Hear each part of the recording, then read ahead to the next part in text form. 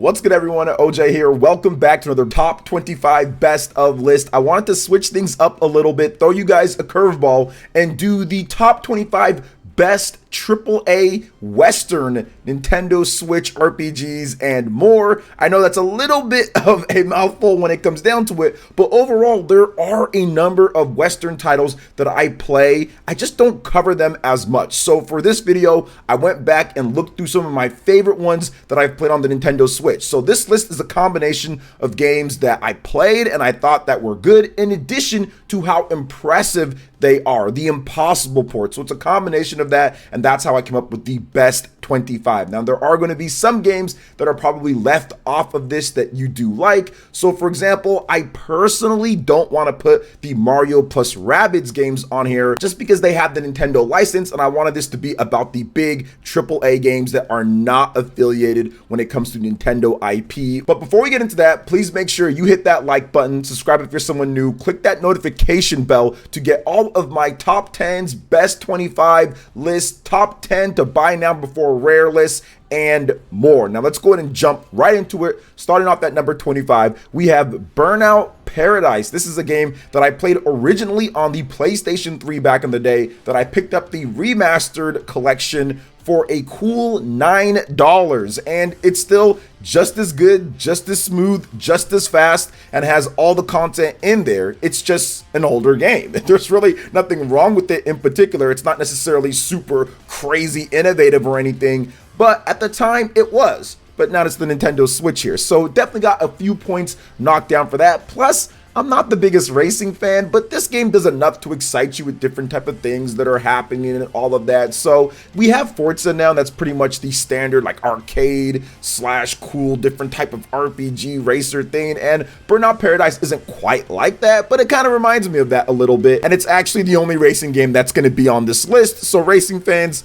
you got your time in the sun right there on the Nintendo Switch with Burnout Paradise. Fast, fun, cool, runs at a good frame rate, a lot of content. It's all there for you. Number 25 on the list. Number 24, we have a big collection. Borderlands Legendary Collection. This comes with Borderlands Game of the Year Edition, Borderlands 2 Game of the Year Edition, and Borderlands the Pre-Sequel Ultimate Edition. All the DLC included, all the content included, and you don't get the 60 frames that you might get on PlayStation and Xbox, but you do get a lot of content here anywhere that you want. That's better when it comes to how it runs and the performance, the Borderlands on the Vita, so you do get that. Nice portable version of the games. It's got a lot of content, a lot of cool different guns, a lot of crazy scenarios, and the Borderlands games are just really cool, like first-person shooters where you run around, shoot people, level up, get different skills, have different abilities. You got vehicles, you got boss fights, you got all this cool stuff in there, and there's so much content in here. It's definitely going to take you hundreds of hours to kind of get through everything if you wanted to 100% it, because there's just so much stuff to do. Once again, not the best ports, not the most impressive, but definitely not bad when it comes to Nintendo Switch. So Borderlands is one of my guilty pleasures almost that I had back then. Not quite as big on the games anymore, but when I played it on the Nintendo Switch, I had a ton of fun. So it makes it the number 24 on the list. Number 23, Dark Souls Remastered. And yes, this is not a Western game. I'm well aware of it, but I have to find a way to talk about Dark Souls on this channel because it's just something that it's such a great franchise and I want to talk about it. So yes, it's not a Western game, but obviously this does the best when it comes to the Western market and people that play this game. It's almost taken its own thing at this point with Elden Ring and all of that. So Dark Souls is absolutely that. It's that type of game, and you've had multiple Western studios copy the formula, not quite to the success, I guess, outside of Lies of P, but that's not a Western studio, but you guys know what I mean. Dark Souls is one of those games that's kind of like Western focused, and it's awesome on the Nintendo Switch. It's not the best version of the game, but I think they did an okay job of porting over that Xbox 360 version of the game, and this is kind of where they had a little bit more of a budget over what they got with Demon Souls, and it's a solid port of the game with a few problems here and there. I thought that maybe they could have done a better job with some of the graphics in it, make it a little bit better, make it run a little bit better here and there, but overall, it's not a bad game whatsoever. I think it runs well. Now, if you absolutely need a real Western game to fill in this spot at number 23, you can go at World War Z as well. So let's do a little dual thing here on the fly. World War Z is a game that I played back when it first came out, and I thought it was solid. Obviously, not as good as the other versions of the game, but if you want a multiplayer type of shooters, survival type of zombie type of game, like, this is one of the few options that are on the Nintendo Switch. So World War Z, Dark Souls Remastered, either one you want to pick, whether I'm breaking my own rules or not, at number 23. Number 22, Assassin's Creed, the Rebel Collection. This comes with Assassin's Creed 4, Black Flag, and Assassin's Creed Rogue. Now, I hate Assassin's Creed Rogue. I don't think it's that great of a game, but Assassin's Creed 4, Black Flag is good. Plus, you get that extra game in there, and it was also really cheap. So, to me, I'm not the biggest Assassin's Creed fan, but I will give them props. I'll give them credit for porting over Assassin's Creed 4 Black Flag and doing a really good job of it. This is a massive, huge game with lots of systems, mechanics, lots of content in there, and it's all in there, and it all runs decently on the Nintendo Switch. There were some issues with the Wii U version of the game. Wasn't terrible, but wasn't great, but they actually improved things with the Nintendo Switch version of the game. And once again, not a huge Assassin's Creed fan, but I am impressed with the scope and volume that they're able to put on the Switch and how they got it to run and the content in the game. Plus this pack here, you do get like the pseudo sequel or prequel or whatever. I don't like Assassin's Creed Rogue, so you do get that included in the package. So I had to put this at number 22 on my list. Number 21, Darksiders 2. Now, this is a game that I actually like. I played it back in the day on PC when it first came out, and I thought it was solid. I thought it was pretty good. Didn't like it more than another game that we're going to talk about later, but I felt that there was a lot of cool powers. I loved the main character. I thought that was cool. There's a lot of different abilities that you can get as well, a lot of different places you can go to, little pseudo open world action as well, and the story kind of goes along at a pretty good clip and pace. There's a few hitches here and there when it comes to some of the combat options and some of the things in the game and some of the dialogue and just the story overall, but I do think that Darksiders 2 was a successful port to the Nintendo Switch with a few flaws here and there, but it's absolutely playable. It's still fun to play to this day, and I think that for some people it might be cool to kind of go to a throwback of the 7th generation and how developers made games at this point, because you see a lot of influences from different places like DMC or even like other open world games, other adventure games, maybe even like Zelda. So it's nice. It's a nice little mix of that and a little bit of a throwback to kind of go back to. So Darksiders 2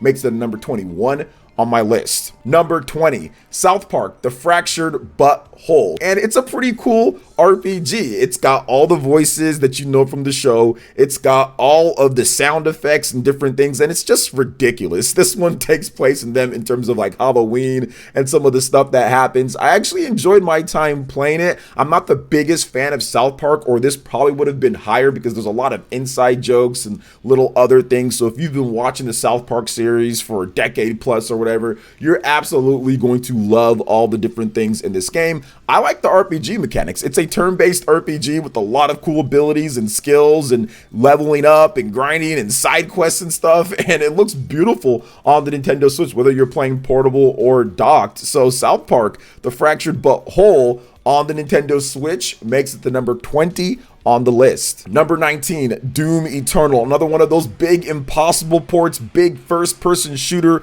on the Nintendo Switch, and this would have been higher if I don't get motion sickness all the time while playing it, but it's mainly this high because of how impressive it is, that impossible port stuff. I mean, if you look at Doom Eternal on Xbox and PlayStation and PC, this game is insane, right? Running at super fast frame rates, you got all sorts of monsters and enemies all over, and they were able to take that, Panic Button was able to take that and port it over, downsize it quite a bit, but still get it to be respectable on the Nintendo Switch, running decently enough, looking good enough with some flaws across the board, but I still think that it was very impressive, and that's why it's on this list. Not my favorite third-party game out there, but you have to kind of get it on the list considering the technical pedigree and also the gameplay. The gameplay is still fun. You can still boot this up right now and have some fun if you're willing to give those concessions considering the platform that it's on, and I think that it'd be a pretty cool game to kind of take around and play, shoot some, demons up and kind of go around portably. I think that's awesome as well, and I feel that the music and everything in this game really vibes for people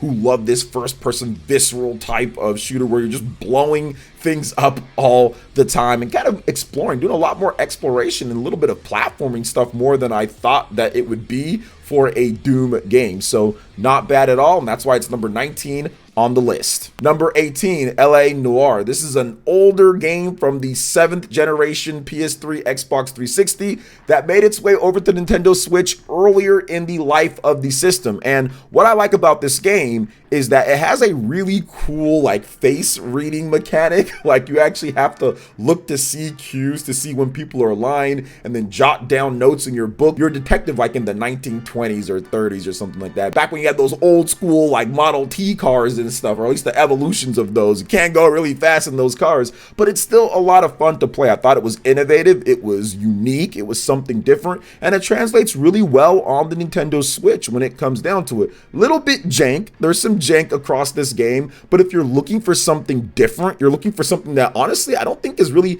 been made since then in this type of style. The game was a financial flop. The studio that made this game ended up shutting down, but their technology that they used for facial expressions and the graphics and everything was really good. I think it still holds up really well, and it looks great on the Nintendo Switch overall. And I had a blast playing through it again. I played it on Xbox 360, played it again on the Nintendo Switch, and thought it was fun with some flaws across the board. But either way, LA Noire makes it to number 18 on my list. Number 17, Immortals Phoenix Rising. Now, this is not like AAA, but it's not quite like AA. It's kind of like in between there. You know, we're picking our batteries when it comes down to it, but I'm going to go ahead and give it the nod, and there might be a few other games that are like this, but I really like Immortals Phoenix Rising. I think that it's a really cool take on the Breath of the Wild or post Breath of the Wild developers trying to make games that are kind of like that but different, put their own spin on it, and I think it does a great job, especially in the combat front. The combat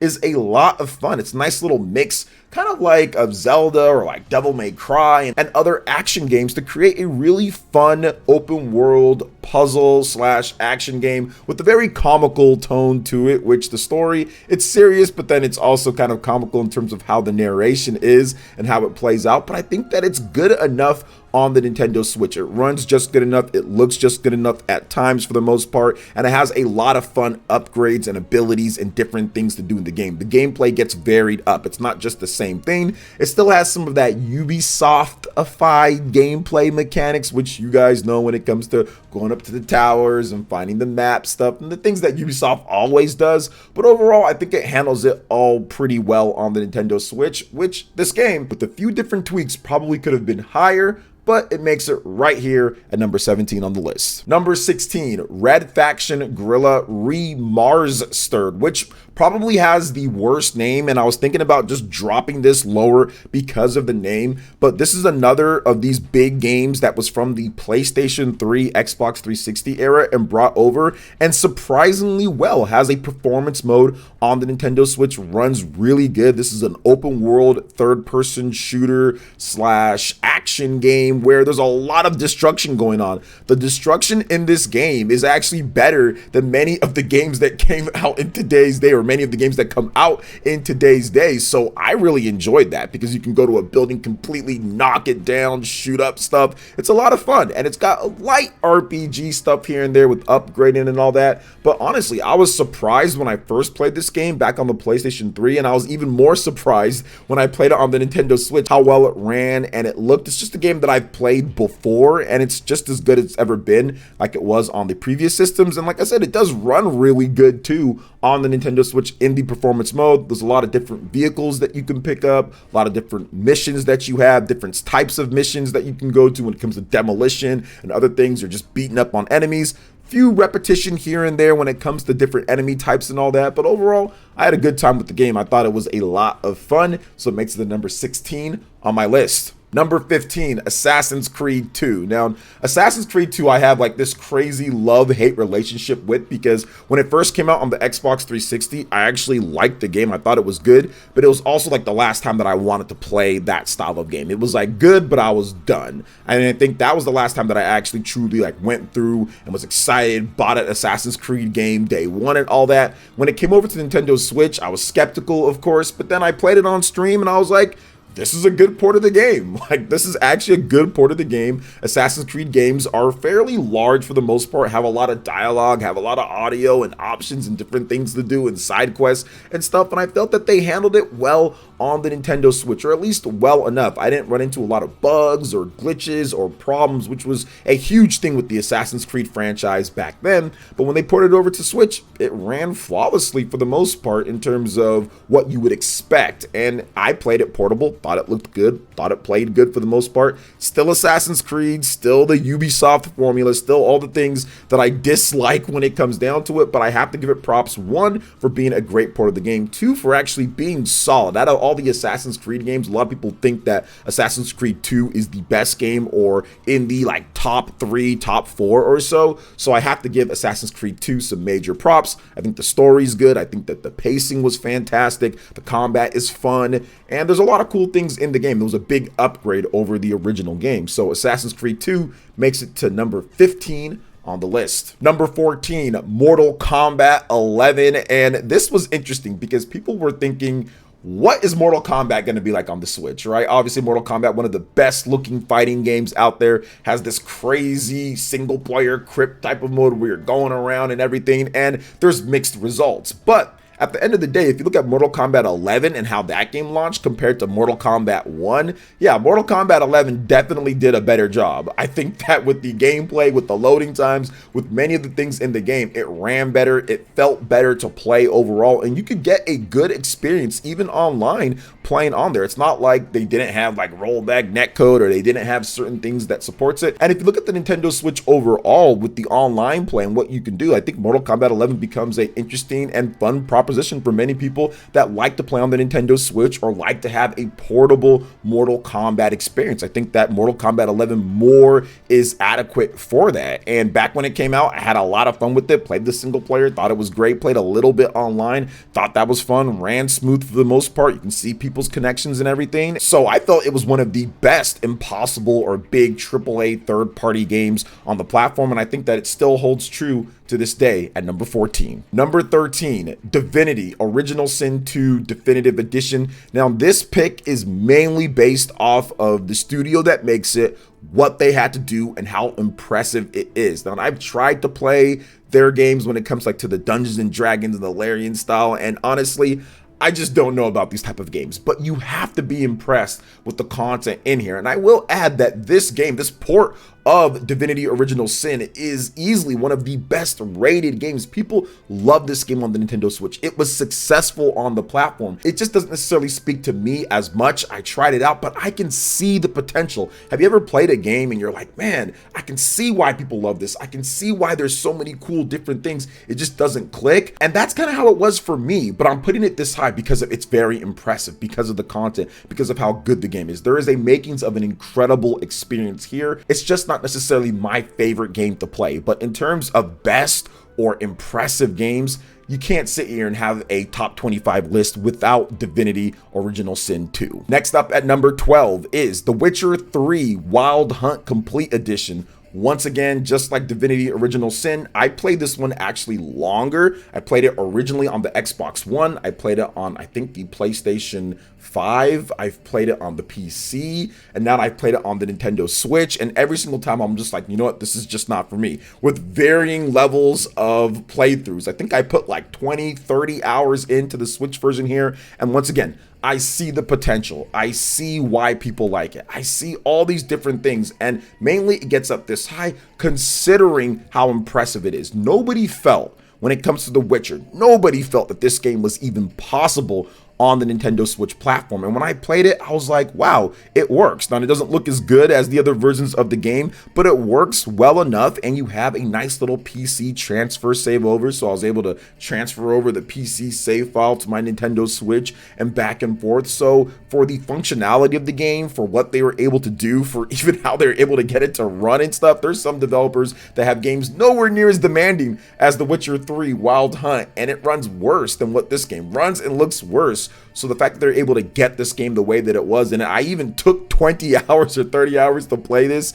definitely gets it higher up on my list here because of how impressive it is. So I think that number 12 is a good spot for The Witcher 3 Wild Hunt, but I know a lot of you guys will probably have it higher for those who love your Western RPGs. Next up at number 11 is Doom 2016. Now, this game is super interesting because back when Doom 2016 first came out, it's actually one of my best viewed videos on the channel. I first just booted up the game and played. I'm not a huge Doom fan. I'd played some of them in the past, but not really much, but I decided to give it a shot, and I was just starting up, getting really serious with my channel here, and it did really well. People were interested in Doom 2016 and how it was going to translate over to the Nintendo Switch a year later when it came out, and I think that they did a really good job. This put Panic Button on the map, and I feel that Doom 2016 has a lot of cool features. I actually played a number of the multiplayer, and the multiplayer is not bad. It was a lot of fun. You blow some people up in there, you shoot people up, you just do what you need to do in like Doom, right?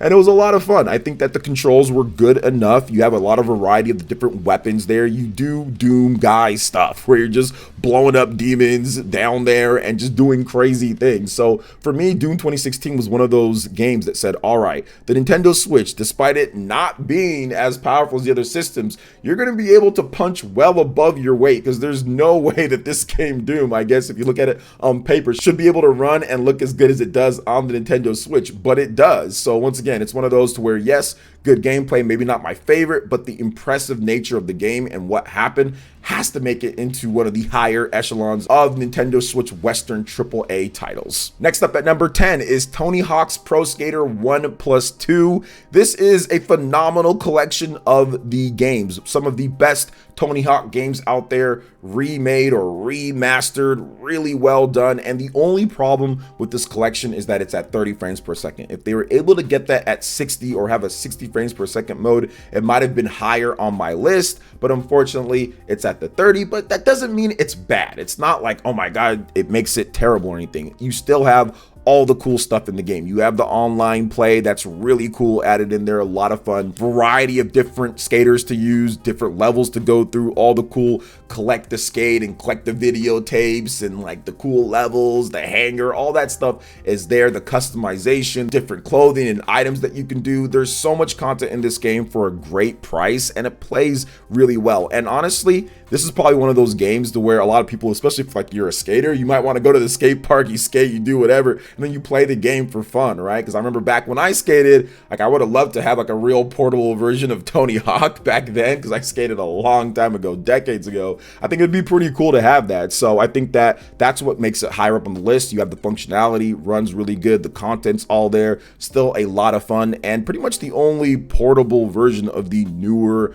release, unless you have some type of like Steam Deck or something like that. But the Switch obviously is much easier, cheaper in order to play something like this portably. So Tony Hawk Pro Skater 1 and 2 makes it the number 10 on the list. Number 9, Crash Bandicoot 4, It's About Time. Once again, one of those tweener games, AAA, AA, in between, who knows, who cares. I'm just gonna count it as a big franchise or AAA. And Crash Bandicoot 4, It's About Time, really good on the Nintendo Switch. A lot of fun to play, very hard. I like the difficulty in this game. I've always been a big fan of Crash Bandicoot. That was actually one of the franchises that made me really want a PlayStation. When I first played Crash Bandicoot 1 on the PS1, I was blown away by its visuals, by its gameplay, by the design. I thought it was super innovative, and I think that Crash Bandicoot 4, It's About Time brings back a lot of that, but not the same game. A new title with cool new characters and fun different levels and the challenge and everything there. So the only problem, 30 frames, not quite the 6 that you get on other platforms,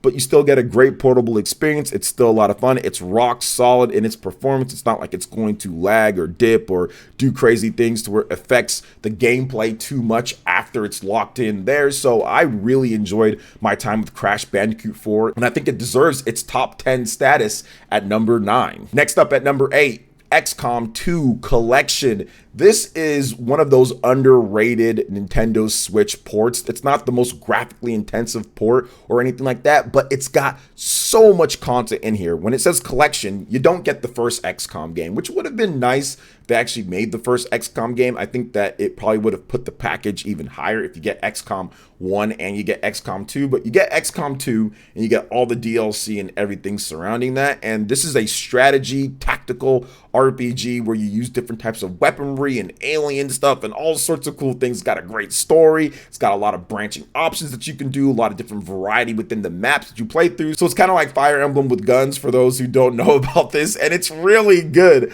I highly recommend XCOM 2 Collection. You can get it for pretty cheap. It's pretty large file size. You got to do a download if you buy the game physical, but overall I had a ton of fun with it. Just so much customability with your characters and your different classes and the weapons that you can get and the difficulty in there. Like, you'll be scratching your head at some of the stuff when it comes to the maps, but of course if you want to have more of an easier experience, you can do that as well. So for all my tactical RPG fans out there, if you love Mario plus Rabbids, for example, you definitely need to check out XCOM, because Mario plus Rabbids was kind of based off of what XCOM did. All right, next up at number 7 is Darksider's War Mastered Edition. We talked about Darksiders 2, but I think the War Mastered Edition is actually the better game. This is a very interesting blend of Zelda and other action and adventure games, and this one's probably the most Zelda out of all of the Darksiders games. There's really cool dungeons or areas and stuff that you have to go back to, get a certain item, come back to it, be able to traversal in that area. Runs really good too. Performance mode as well looks good.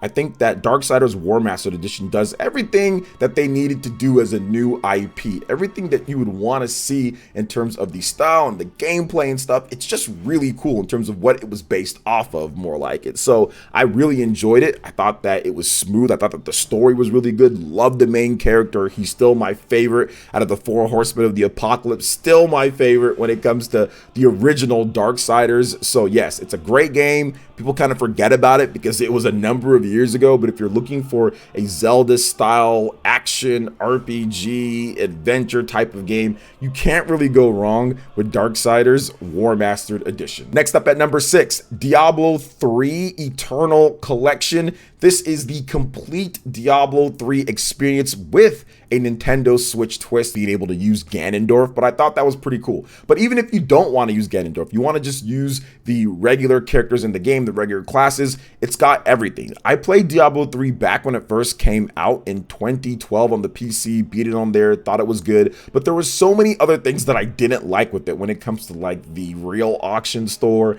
when it comes to some of the limitations with the story, when it comes to some of the combat options. And ever since then, since 2012 all the way up until the most recent Diablo, but it was a bit before that, they improved the experience. They added different things, they tweaked it, they patched, they did so many different things. So if you played the game before and you play on the Nintendo Switch, it's a completely different experience, adding in a dodge button and other things that wasn't there, or from the Xbox and PlayStation, which those had it and they just brought it over, and it runs good. It runs good for the most part. There's a lot of enemies on screen, so that can cause problems sometimes for some of these AAA ports from Xbox and PlayStation, but I was impressed with how good it ran. I was impressed with all the different options and the content on there. You don't have to worry about spending a bunch of money on microtransactions or any of this nonsense. There's enough content on there to keep you happy for hundreds of hours. So I had to give Diablo 3 Eternal Collection high up on the list at number 6. Number 5, Red Dead Redemption and Undead Nightmare, a newer AAA port. And people were kind of skeptical about this. We didn't know exactly how well it would do, but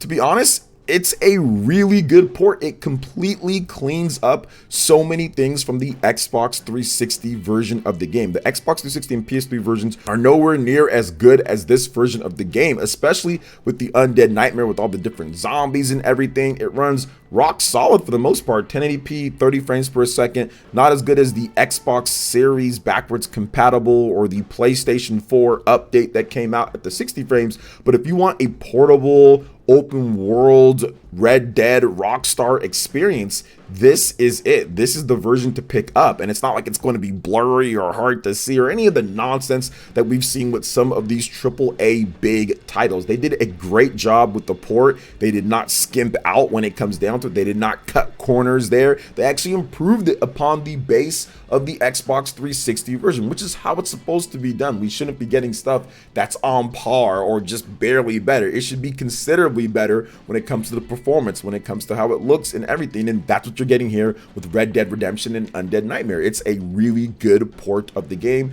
that improves upon the base game and adds in some nice stuff to where you're like, okay, that's better than what I had before. Some people had issue with the price, I get that, but you know, there's always price drops and discounts and things like that, so you can get it then. And there's a lot of content in here as well. I mean, this is like 100 hours plus or something like that when you include Red Dead Redemption and the Undead Nightmare. Next up at number 4, Crash Bandicoot N. Sane Trilogy. This trilogy of games is still one of my favorites to sometimes kind of go back to. Back when it first came out on the Nintendo Switch, every year I'd actually go back and just play through the games. I talked about Crash Bandicoot before. With Crash Bandicoot 4, It's About Time, and how I love the Crash Bandicoot series. That was the series that made me on to PlayStation and say, oh my gosh, this is incredible, and this is the game. Like, it's right here, but it's completely overhauled when it comes to the graphics, when it comes to the sound, when it comes to the levels. They faithfully recreated it, but at the same time didn't lose its physics, its spirit, its momentum. So the way that you played the game back then, it's the same, but it's just better, right? All of it's just there, and it brought back to me those good old times. So this is one part nostalgia when it comes down to it. Second part, incredible gameplay, but third part, amazing value. You get 3 of the games, the first, second, and third game, that are all phenomenal games. You get them all in the same package for a great price. You can get it even cheaper now, but I think when it launched, it was like 40 bucks, right? So you get a great value, you get great games, overhauled visuals, better sound, anywhere that you want. I mean, you couldn't ask for more than that when it comes to one of the big AAA games coming over to the Nintendo Switch. So that's why it made it to number 4 on my list. Number 3, The Elder Scrolls V Skyrim. You don't have a list when it comes to RPGs or when it comes to games, and you don't have Skyrim on the list. It's on every list. It's on everything. And yes, Skyrim is great on the Nintendo Switch. I was blown away when I first saw it, and I'm thinking, oh my gosh, we got Skyrim finally. We got an Elder Scrolls game on a Nintendo platform. I was thinking, what's this game gonna be like? People were saying it's the 360 version, it's not the PS4, Xbox One remastered version, and I'm like, no, it kind of looks like the remastered version from what they showed us, but people didn't believe it. And then we got the game, and then we saw it, and we saw it on our Nintendo Switch, and we're like, wow, this runs and looks good. I think it's like 900p, 30 frames. It runs like the PlayStation 4 version of the game. There isn't a lot of frame rate drops all over the place. You have all the content in there, the DLCs all included, anywhere that you want. At the time that the Switch came out, and the fact that it was one of the few big third-party games and people were looking for long experiences to play on the go, Skyrim was the perfect game, and I think that's what resulted in the game doing really well. There was just a lack of other games, on top of it being one of the best third-party games ever made when it comes down to it. So Skyrim was pretty much the perfect storm, and it's awesome on the Nintendo Switch. You can still go out there and pick it up right now and play it and have a lot of fun, despite it not being the 60 frames like other platforms, but it's still really good. Plenty of content, a lot of fun, and some extra Nintendo content in there as well. You got like Link's outfit and like the Master Sword and Shield and everything, so that's pretty cool too. All right, next up at number 2, guys, we're getting down to it. Warframe, and man, Warframe would probably be number 1. And it's not number 1 because it's a live service type of game. And the live service stuff, for me at least, like, I just don't like it.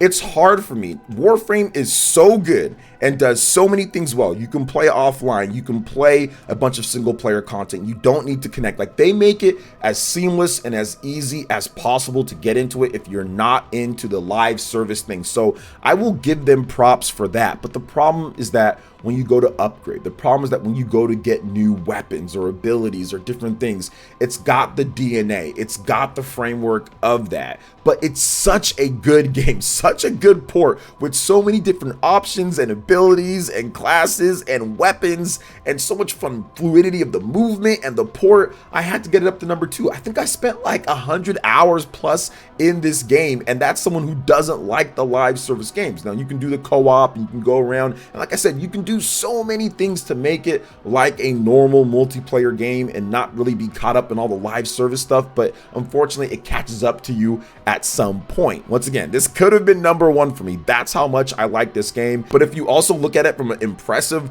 or impossible port scale, Warframe is absolutely up there at the top of the list with The Witcher and with Divinity and with some of these other games that people just didn't feel was possible considering where it came from. But it is possible, and it's really good on the platform. Not as good as other platforms, but still good enough on the platform, especially for the time that it came out. And at number 1, Batman Arkham Collection with an asterisk. Now this is the asterisk because as of the time that I'm recording this video, Batman Arkham Collection is not out on the platform, and I have not played it either. I have not played it. It's coming out in December, okay? But Batman Arkham City, Batman Arkham Asylum, and a little bit when it comes to Batman Arkham Knight, but those two first games are still the best superhero games ever made, in my opinion. I have never played another superhero game that I had more fun with, that I felt that was better to the source material, that I felt that was as good with the gameplay, with the content, with everything included than Batman Arkham City. Batman Arkham Asylum was a great first step when it comes to Rocksteady, the classic Rocksteady, the Rocksteady that we all knew and loved and seems to be gone with Suicide Squad, but the classic Rocksteady. Make an incredible true-to-life Batman experience for people to go through and play. The combat system kind of took everything that we liked with Assassin's Creed, but made it way better when it comes to what Batman can do with his toolkit, with his set, with his weapons, and the open world. Goodness gracious, the open world of Batman Arkham City, you really felt like you were just this lone warrior, this lone knight,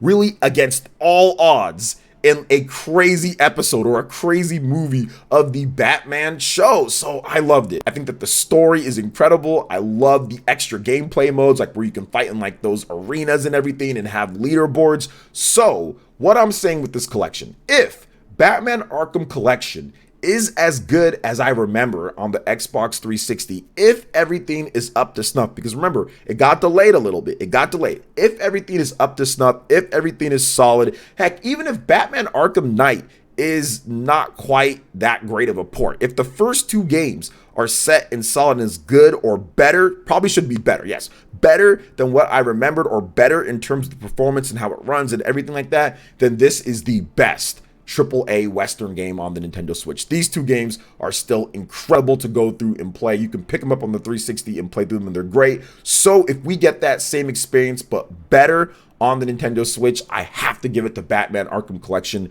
in at number 1. So what are your top 25 best AAA Western Nintendo Switch games? What games do you love on the platform, not made from the big Japanese developers out there who pretty much dominate the Nintendo Switch? What do you think is the best? What do you think coming out later would be the best? What games do you still want to see? Maybe even for the next platform? Let me know here as we switch things up a bit to some Western style games. Let me know what you guys think. What did I miss? I'd love to hear your thoughts in the comment section below. All right, guys, that wraps it up for this video here. Thank you so much for watching. I do appreciate it. Please make sure you hit that like button, subscribe if you're someone new, click that notification bell, and check out our other top 25 best lists right here on screen, where I go over my top 25 best Nintendo Switch RPGs and so much more. Thank you for watching. We'll catch you guys for the next one. Peace.